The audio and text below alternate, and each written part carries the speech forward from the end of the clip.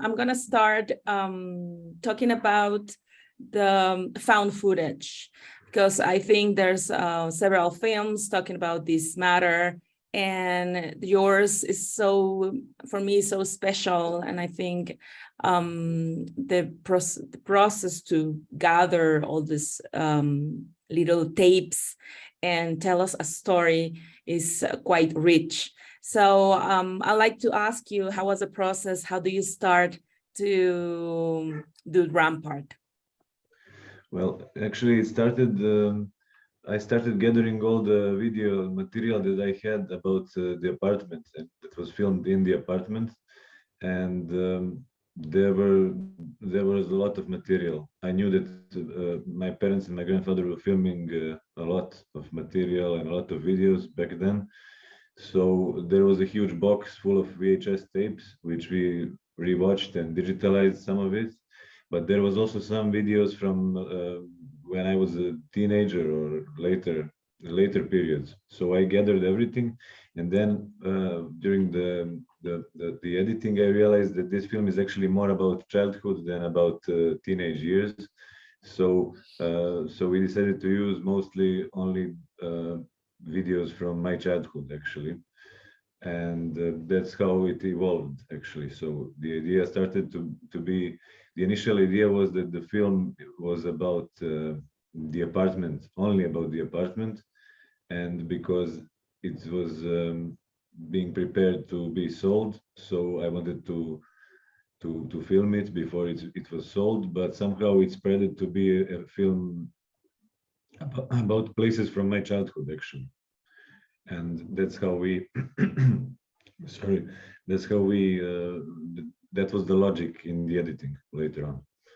And how long does it take for you to review all these tapes, all this material, and decide, oh, well, I was thinking about teenage years, but there's not enough material, maybe? How long was the process? Well, we edited during the first lockdowns in 2020, so it was it was a bit long, but it was helpful for us to don't think about the COVID and the pandemic. So it took us several months, actually, to finish the film. And I think the biggest problem, actually, the biggest trouble with the editing was how to, because all of these videos are very personal, you know, and for me they mean a lot, all of them. But in the editing and in the film, you cannot put all the material that you like, you know, and all the material that you're attached to. So I needed a person which will tell me a perspective of from outside, you know. It can tell me what is important and what is maybe only my delusion or my only my thing that I understand, you know? So it took us some time, and it was also difficult to create this contrast between the present and the past, and to create these bridges between in the scenes when we jump to the past. We had many different ideas how to do that, and that was maybe the most difficult part, how to fit these two parts together. Yeah, I'm pretty sure, because this contrast, I think, is make this film deeper, because you are watching what's going on now and watching what's going on back then, and it's really, it gives us a profound feeling what's going on with you and your family and stuff. I think that decision is great. And also I want to ask you, I know this film has been in several festivals and has been quite well received. And I want to ask you, what does it mean for you? I mean, did you expect this good receive from the audience and the festivals around the world? Well, when we were making the film, we didn't think about the premiere, actually. I mean, we were just thinking about how to create it to be interesting for us and to be emotional. But of course, it helps a lot, and and I'm really glad that I think many people in the world can relate to the character of myself, of a kid, you know, because unfortunately things like that happen in the whole world, in the whole history, and you know, I mean the crises and the wars, and they're always there.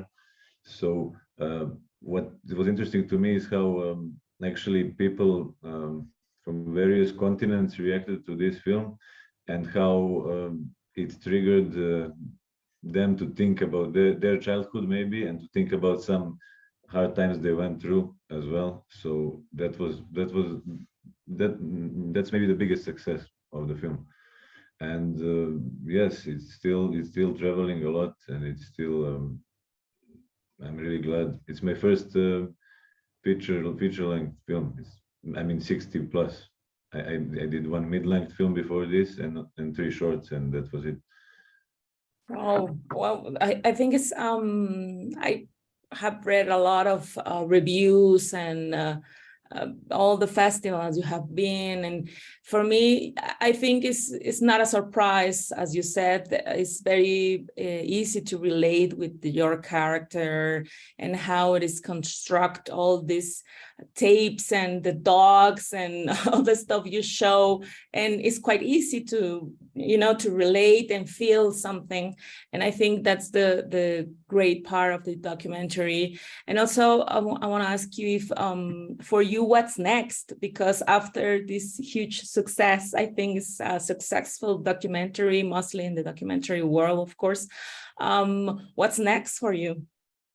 Well, I'm preparing my first fiction film, actually, and we are in a phase of pre-production. We just got some budget for location scouting and project development. It's like the second phase of development before the production, and it's a very complex film. Actually, it has it's fiction, but it has some documentary scenes as well, because it's about my second grandfather. Not the one from Rampart, but the one who I never met, and he's from Punjab, actually from India. That's my last name. Grba Singh is a mix of Grba is from Balkans. It's a Serbian last name, and Singh is from my grandfather was from Punjab. He was a Sikh, and so it's about it's like a fictive reconstruction of his life from what I know about him.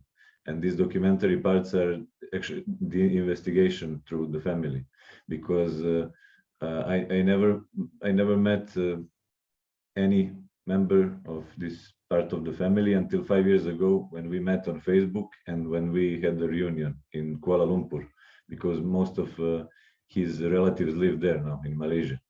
So it was a really surreal moment. So next film is about his life. Wow, that's quite interesting. Marco, for end this little conversation, I would like to ask you if you can invite all our audience here in Mexico to watch your film. What does it mean for you, and what do you want to say them to invite them to watch your film? Well, I'm in love in Mexico in general. I mean, it's such a beautiful country. I've never been there, unfortunately. I'm not there, but Mexican cinema is great. Such a great country. So I would like to, for this film to be seen as much as possible, and I really hope that the audience will enjoy it. That's what I can say before the film. And if they enjoy it, it's like it's always the best thing for a filmmaker if somebody enjoys his film. So I really hope that this film will make you think maybe about some